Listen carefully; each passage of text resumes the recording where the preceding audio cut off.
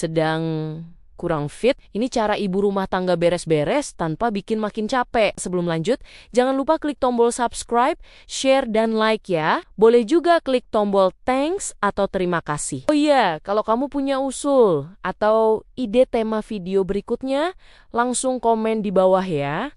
Makasih, dan kita lanjut sekarang. Halo Bu Ibu semua, semoga sehat dan bahagia terus ya. Bu, kadang hidup ini lucu ya.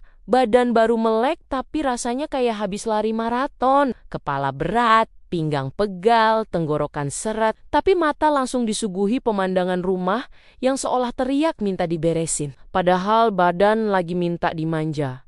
Dan di situ biasanya hati mulai debat sendiri antara rebahan atau berdiri. Antara peduli kesehatan atau peduli komentar imajiner tetangga yang bahkan nggak datang ke rumah. Fenomena ini tuh aneh tapi nyata. Ibu rumah tangga lagi kurang fit, malah jadi superhero dadakan. Nyapu sambil meringis, ngepel sambil nahan pusing, dengan pikiran penuh target yang sebenarnya cuman ada di kepala sendiri, rumah harus rapi, dapur harus kinclong, padahal yang butuh diberesin pertama itu kondisi badan. Dan lucunya lagi, kalau rumah nggak sempurna dikit, langsung muncul rasa bersalah seolah status keibuan kita ditentukan dari lantai yang mengkilap. Padahal Bu, rumah itu nggak punya perasaan. Dia nggak bakal ngambek kalau ditinggal sebentar. Yang bisa beneran tumbang itu ibunya. Dan ironisnya, semakin dipaksa malah makin lama sembuhnya. Jadi di sini kita bakal ngobrol santai tentang cara beberes rumah versi waras saat badan lagi nggak fit. Versi pelan tapi selamat, versi cukup tapi nggak menyiksa. Karena rumah rapi itu bonus, ibu sehat itu kewajiban. Kalau badan lagi nggak enak, hal pertama yang aku lakuin bukan langsung nyapu atau beberes ini itu, tapi justru berhenti sebentar dan duduk. Kadang duduk di kursi dapur sambil bengong, kadang di sofa sambil pegang kepala.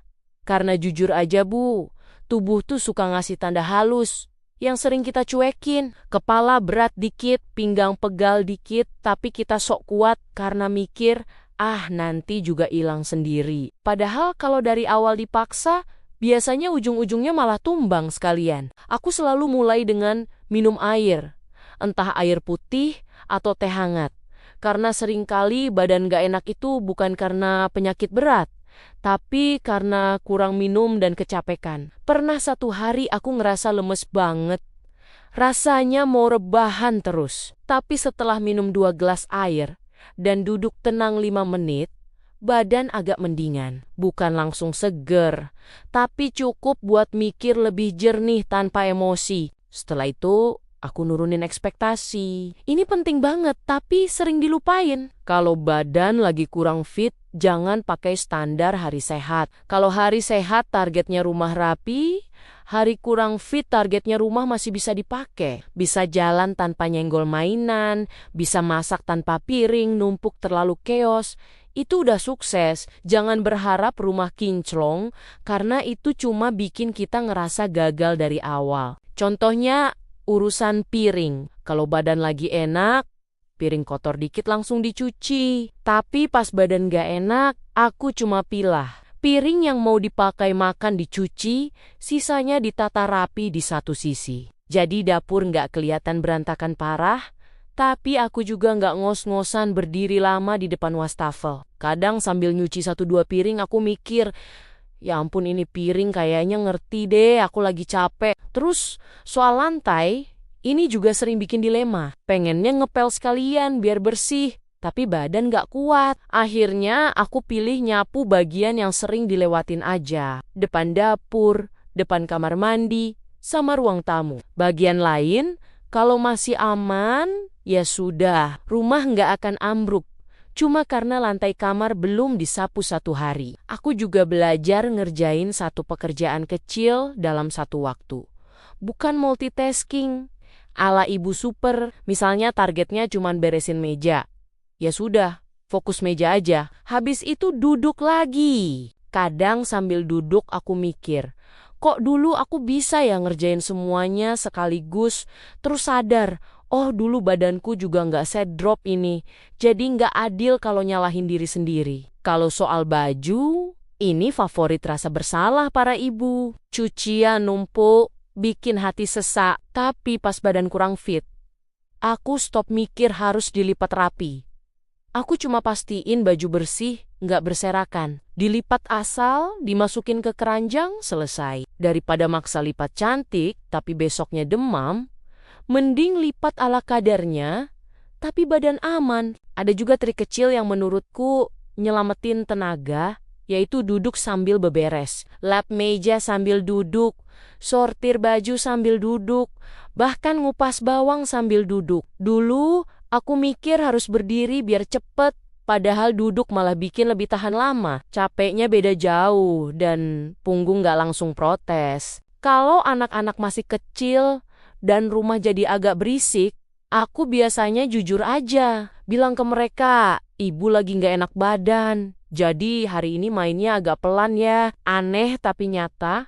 Anak tuh sering lebih ngerti dari yang kita kira. Kadang mereka malah ikutan bantu, walaupun bantu versi mereka itu mindahin mainan sambil main lagi. Aku juga berhenti marah sama rumah yang kelihatan berantakan. Karena semakin aku kesel, semakin capek rasanya. Pernah satu hari aku muter rumah sambil ngedumel, akhirnya baru nyadar capekku double. Capek fisik dan capek emosi. Sejak itu aku mikir, rumah ini bukan musuh. Dia cuma lagi butuh waktu. Soal masak juga sama. Kalau badan lagi nggak fit, nggak ada aturan, harus masak ribet. Masak yang simple, yang penting makan, telur dadar, sup bening, atau bahkan beli di luar. Kalau memungkinkan, lebih baik badan diselamatin dulu daripada maksain masak lengkap tapi kepala muter. Aku juga ngasih jeda yang jelas antara satu pekerjaan dan pekerjaan lain. Misalnya setelah nyapu, aku duduk 10 menit, bukan nunggu capek banget baru istirahat, tapi istirahat sebelum capek datang. Ini yang dulu sering aku salahin. Aku nunggu tumbang dulu baru berhenti, sekarang aku berhenti sebelum tumbang. Ada kalanya aku cuman kuat beberes 10 menit. Dan itu nggak apa-apa. 10 menit itu bukan gagal. Itu kontribusi sesuai kondisi badan. Daripada 0 karena pingsan, mending 10 menit tapi konsisten. Rumah itu kerjaan maraton, bukan lomba lari cepat. Kadang aku juga ketawa sendiri. Badan lagi kurang fit, tapi otak masih sok perfeksionis. Lihat bantal miring dikit langsung pengen dibenerin.